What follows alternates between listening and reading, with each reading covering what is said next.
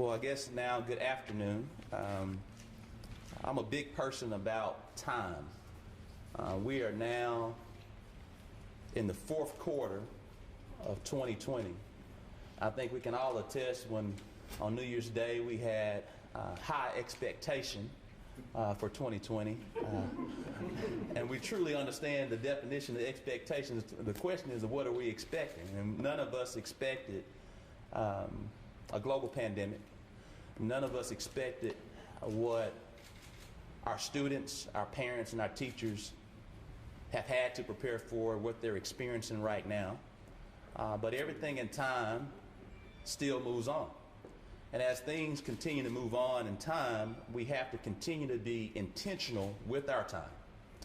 And one of the greatest opportunities to have the value of time is the education of our most precious assets, which are the students of Little Rock School District, Pulaski County Special School District, private, parochial, what have you. Any student here in the city of Little Rock is a precious asset that we have to put forward a ton of time and attention.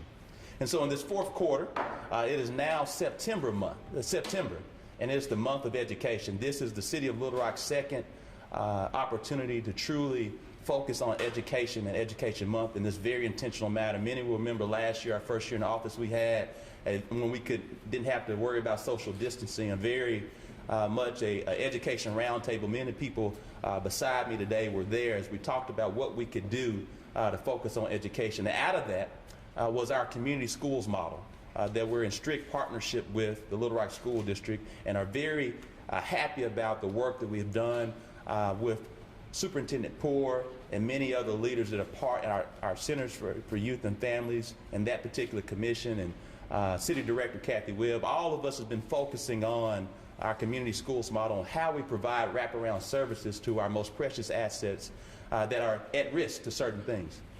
And so that was last year, and we're still forging forward. We're seeing the fruits of that labor finally come to fruition. But today, our Chief Education Officer, Dr. Jay Barth, is going to really go into more detail. But I wanted to set the tone about time and attention, and how education truly is something we all need to be spending time on. Dr. Jay Barth. Thank you, Mayor. So September is going to be Education Month for the city of Little Rock, and we look forward to several things that are going to happen this month. In a couple of weeks, we're going to announce the first 4 community schools to be developed in partnership with the Little Rock School District in the coming years. But today, we're really here to focus on a more immediate task. But that task, which is of course dealing with the broadband needs facing students and families in this school year like no other, is really the spirit of community schools, in that it is community-based partnerships, and it is a lot of folks up here who have come together to help our students be their very best. In addition to the community schools announcement that will happen, we'll culminate this month, late in the month, with the second educational roundtable, as Mayor Scott stated. This year, of course, it will be virtual, and it'll be hosted by the mayor. And we are going to continue to support, in a variety of ways, the students and families of Little Rock as they face distinctive challenges related to their schooling in the midst of this COVID-19 pandemic. And as we look ahead to a future in which COVID is not impacting all of our daily work, and we know that day will come. But today, this is about broadband, and in particular, this is about the issue of digital equity. We know that to be a vibrant 21st century citizen, it is important to have equity in the area of digital life. And there are 3 key elements to digital equity. The first of those is equity in connectivity, being able to get reliable, high-quality connection to the internet. The second is equity in appropriate devices. There are simply some things that need to be done, such as homework, that cannot always be done on a telephone. And third, it is equity in digital literacy. It is equity in knowing how to use those computers and how to use the software that guides them.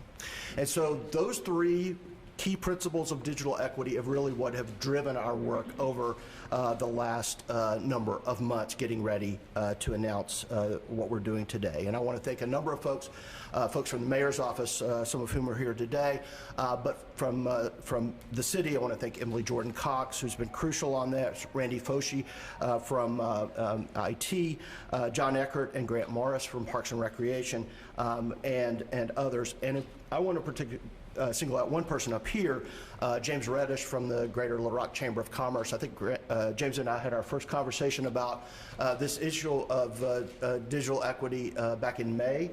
And he has stayed dedicated to this work. He is truly dedicated to equity for our kids, and so I thank James in particular for his commitment. The first element of digital equity is, of course, connectivity. And our plan, in partnership with the districts and others, has several different elements. The first of these is that we know that the best place for students to be able to do their homework is in their homes. That's the best place for them to have safe, comfortable learning environments. We know that a number of students in both districts are, of course, learning at home now, and so they need high-quality internet. We also know that we have to prepare for contingencies. Certain schools may have to close for some period of time, and everyone in that school may need to go home for a little while. So we wanted to be fully prepared. You've already heard about the state's plans related to broadband, and each district is getting hotspots from the state. The districts have also purchased hotspots, but we in the city are helping them. We are purchasing a little over 1,000 additional hotspots, most of which will go to LRSD, but some will go to PCSSD, which, of course, part of Little Rock covers the Pulaski County Special School District as well. We'll put in a request for reimbursement from the funds set aside in the CARES Act allocation by the state for municipalities to cover the cost of these hotspots. The districts will, of course, cover the ongoing data costs connected to this. But this means that I think we can be pretty confident, Mr. Poor, that pretty much any student in the Little Rock School District who needs a hotspot is going to have one. And I think that's a great thing for this district to be able to say. But we also know that in addition to learning at home, we need a variety of learning spaces in this time when parents may not be able to be home at every point in time. And so the city, also using CARES Act money that we anticipate to be reimbursed for the initial investment, we will turn 5 community centers into virtual learning centers. Now, these are going to be in place as socially distanced spaces in case we come to a point where true community spread has not occurred, but a certain school may close and we may need to allow some subset of students to come to those virtual learning spaces, use that broadband so they can learn during the day in a safe environment. And in particular, we want to make these open to learning pods that have developed especially for working income individuals. The third element of this is we're continuing to look at other city-owned facilities to allow more public spaces for the use of broadband, with a special attention on outside spaces, which I think we all know in this distinctive virus are a particularly attractive place. So we're continuing to work on that piece. That's the one piece that we can't finalize today, but we are continuing our work there. In addition, we are here at a Central Arkansas Library System site. A piloted hotspot checkout program is going to be begun by CALS with funding from the Walton Family Foundation, and they are continuing to look for possible expansion opportunities for a hotspot checkout system here to give additional access to broadband. But it's also important to note that a lot of other community partners are continuing their work and opening up their parking lots and other for immediate needs. Children's Hospital is opening their parking lots, for instance. So a variety of folks are really coming together to work on this issue of connectivity. The second area is equity in devices and the appropriate devices that are needed by students to learn. And this is the area where the two districts have really stepped up. They have dedicated funds to be sure that every student in their districts has a one-to-one device connection. They have a device they need, whether it's a Chromebook or another device. They've purchased hundreds of Chromebooks and other similar devices. And so we have, I think we can fairly say, a great start on digital equity when it comes to connectivity, and we have digital equity when it comes to devices. And before I go on to digital literacy, I'm going to ask Mr. Poor and Dr. McNulty just to say a few words.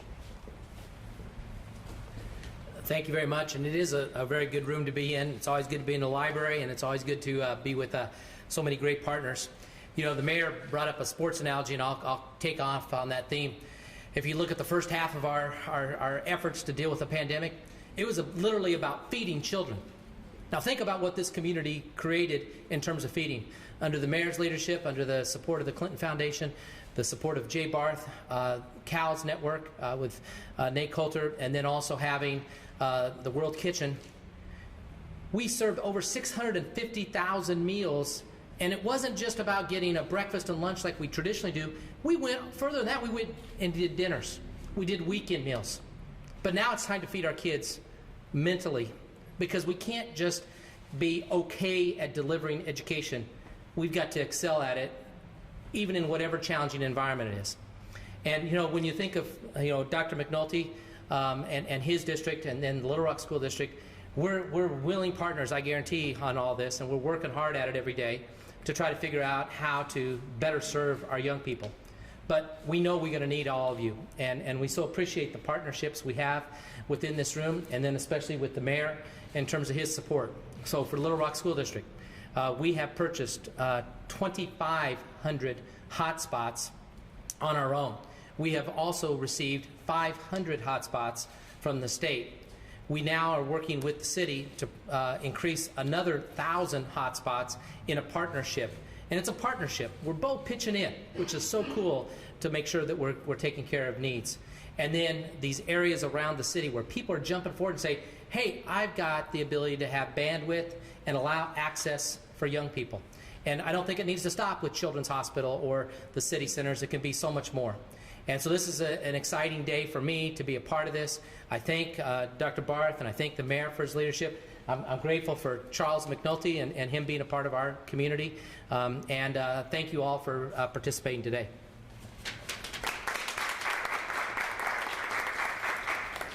Well, thank you both. That was very powerful. I just left a meeting with 40 dedicated leaders in buildings, and we're looking at checking and adjusting. Because what we realized is that the last 7 months has told us a lot about hope.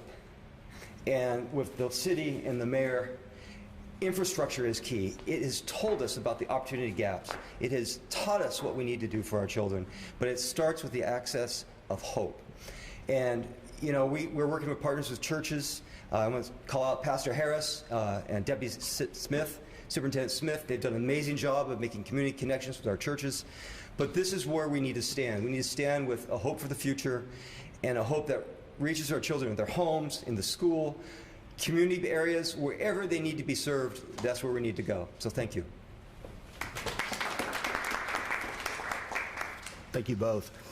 We know that just being connected and just having devices isn't enough. Parents also need to know how to use computers and have to use software that is not familiar to them. And so, excitingly, we have developed a partnership with the Arkansas Regional Innovation Hub to provide virtual classes to parents and computer usage and software to provide a hotline for students and parents in both English and Spanish. This is funded by the Schusterman Foundation out of Tulsa. And super excited that Dr. Chris Jones and everybody else at the Arkansas Regional Innovation Hub is part of this. Chris, you want to say a few words?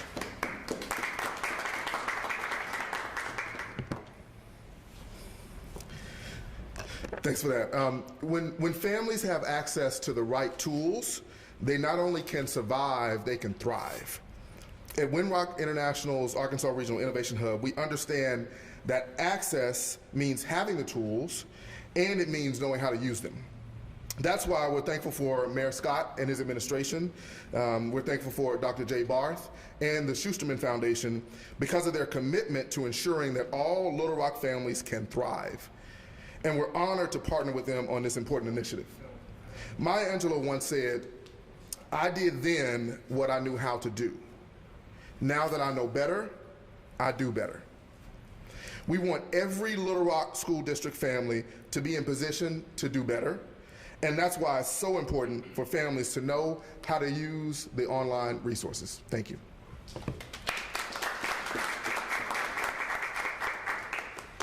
Thanks so much, Chris. We also know, in addition to digital equity, and I think we can say that as a community we have gotten there in terms of digital equity for this year. But as Mayor Scott, I think, will say a bit more about, we got a lot more work to do for the long haul in terms of digital equity in this community. But we know this year is a distinctive year, and parents and students needed additional supports through virtual services to be able to be the best supporters and learners during this year. You've already, one of those pieces had already been announced. We had to cancel our city-funded, frankly, reading program for this summer, and thanks to the Commission on City Children, Youth, and Family and the Little Rock City Board, we were able to move those monies over to aid the Little Rock School District in providing the Lexia supplemental literacy program for all of the schools, all of the students in the Little Rock School District this year.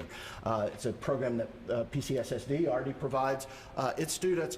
It is something that was available to some students in some schools. Now it's available to every student in every school in the Little Rock School District. That's a crucial support during this year of the pandemic. Secondly, we came to learn from what parents told us about their experience in the spring, that they needed additional assistance and their kids did, when it came to tutoring both in literacy but also in terms of mathematics. And so thankfully we reached out to 2 groups to step up and do additional work in that area. Our Kids Read, obviously an organization that has been around for a long time, doing great tutoring work in the schools, usually in person. They had to switch gears. They had to move to virtual, and they are now going to be able to expand their capacity through funding from the Walton Family Foundation. In addition, the Central Arkansas Library System said, you know, when you come in the Hillary Rodham Clinton Library, it also is a learning center. It's the library and learning center. And so housed out of this location is going to be a brand new math tutoring program. I think it's called Count Up. Is that the latest name? That's the name.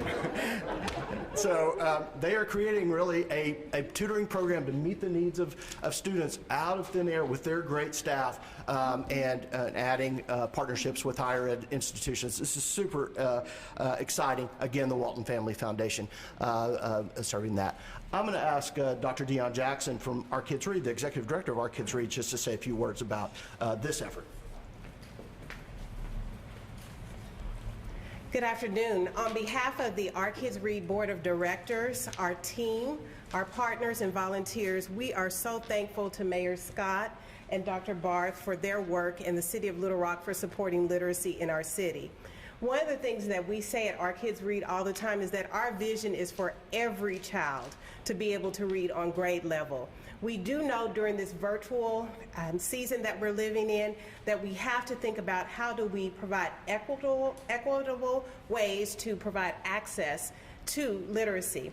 We have been excited this summer to pilot our virtual tutoring program, and we're thankful to the Walton Family Foundation for their funding that will allow us to serve even more students out of the Pulaski County Special School District schools that we serve, the Little Rock School District schools that we serve, our partner organizations, but then also to families that are not in those schools that we serve. We only serve a small portion of those schools, and as a parent, I will tell you one of the hardest things to do is when a parent contacts you and says, can I sign my student up for reading, tutoring? And we had to say no because they were not at one of our collaborator schools.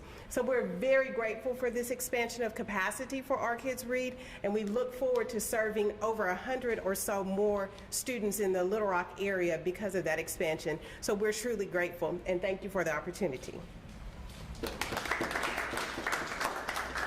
Thank you, Dion. Thank you, Nate. Thanks to all the rest of the Cal staff as well. And finally, we know that so many of our students and their parents are dealing with real trauma as a result of this pandemic. And therefore, we knew that we also needed to think about a response to the behavioral health needs of students and parents. Many students can continue to get counseling services through their home schools, of course, but we know that some students don't have access to that, and moreover, many parents don't have access to that. And so UAMS's Psychiatric Research Institute has developed the R-Connect program, and this is a telehealth service developed that is, of course, where insurance will be looked to first, but it is a free service as well. And this is, I think, a really exciting partnership, another virtual support for parents and students. And Dr. Rick Smith from the Institute is here to talk a little bit about this program.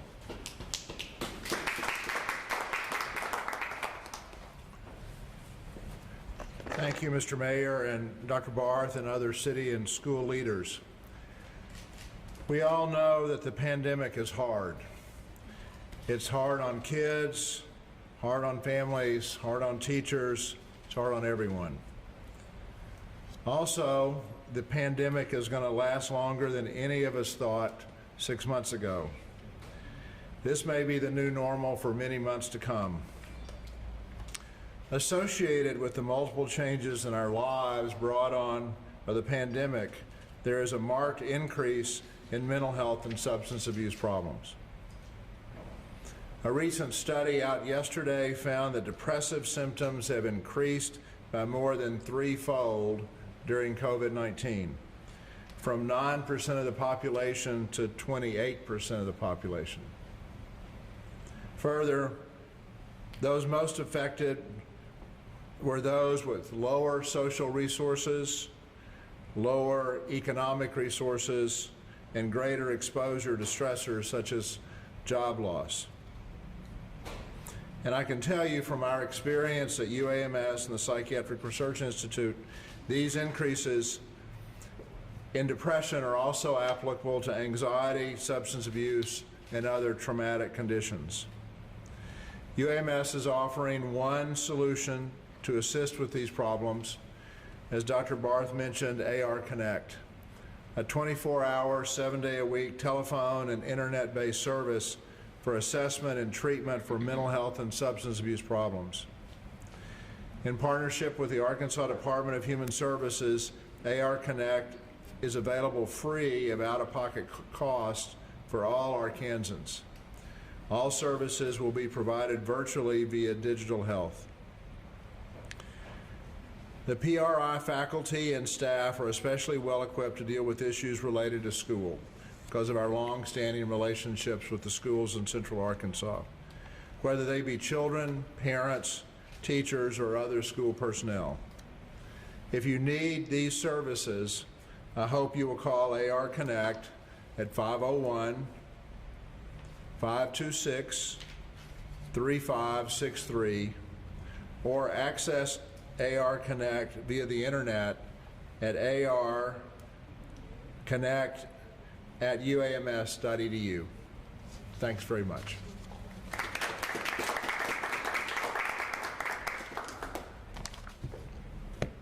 As we get ready to come to a close, it's always befitting to make certain you acknowledge those that have been in the forefront advocating on behalf of education here in the city of Little Rock and Central Arkansas region. Today we have with us what I would call the lionesses of the legislature, led by Senator Joyce Elliott. We have Representatives Denise Enid and Tiffany McCullough who are here today, and many others that we know had an opportunity wanted to be here as well. But when you think about education in the legislature, you think about these women. And we're grateful for them because they are always individuals and leaders that are not only advocates, but they're also counselors here to the city of Little Rock as we try to strategize on how we can be more intentional to help achieve greater educational achievement here in the city of Little Rock, because we understand we're fortunate to have 2 school districts in the city. And we want to ensure that all of our children receive more than adequate amount of care and attention so we all can thrive today. I also want to acknowledge Ms. Teresa Gordon, who's here representing our teachers union as well, who's always an advocate as well, and been definitely at the forefront as we talk about various things with the community school model and others. But that being said, as we talk about today and coming to a close, something as I kind of survey the room, we have Central Arkansas Library System, Innovation Hub, Arkansas Reads, we have UAMS, we have our 2 school districts, our Chief Education Officer. What you see beside here is a team focused on strategic partnerships for who? Our children. We understand as we talk about uniting this city, and I often say, and people get tired about it, moving from being disconnected to connected, this is the period of where you see true connectivity. And we understand that true connectivity is built with the bridge of equity, access, equity and access. Today we've been talking about access. How do we access devices? How do we access data? How do we access to ensure that no matter where your zip code is, that you will have an opportunity to virtually learn in these trying times? And what does that do for us all? It helps us to strengthen our students. And if we strengthen our students, we understand that we will strengthen our community. If we strengthen our community, we will strengthen our future. And that's the only thing that matters right now, our present and our future. And we do this for our kids. Dr. Barth, we'll start to have any more questions from the press. Rachel? Can you explain a little bit about where the hotspots will go geographically and kind of how that works? Dr. Barth? He's the brainchild. I think each of the districts has come up with a plan for getting the devices, the hotspots, in the hands of those students who directly need them. I think in LRSD, they're working through the school counselors primarily in the individual schools to identify those students. I think they also have some lists from the spring, of course, where many students took advantage of hotspots then as a starting point. Mike, is that a good? And I'll let Charles say it. I'm going to be real quick. He's spot on, but I kept thinking one more thing I wanted to share is, we've gone from $48 a hotspot, okay, for a data plan, and thanks to the efforts of James Reich and Jay Barth, our hotspot type costs now are under $20. Okay, so you think about what that means in terms of access. So sometimes we forget about the business aspect of this as well. We can be all intentional about it, but we've got to also figure out the business end of it, and it also helps our Spanish-speaking families in particular who can't necessarily get it through the cable provider. It just isn't possible. And so these hotspots coming through, having our counselors hands-on, it all works. And again, I want to thank the Chamber and Dr. Barth. Agree with the same answer. We're using our instructional technology team and then working with the building principals within the city of Little Rock to provide, again, those hotspots that our students so need based upon what we found out last March. Next question. Rachel? Do you know yet which community centers in the city will be serving as virtual learning centers and how they'll be staffed? Yeah, I do. I knew somebody was going to ask for that complete list. I know I can name 3 of them, so I don't want to start. They are all located on the south side of town. That's what we saw from the spring in terms of where families were that lacked access to broadband. So we wanted to put the centers in those parts of town that were most in need. I can get you that list, and I can email it to you.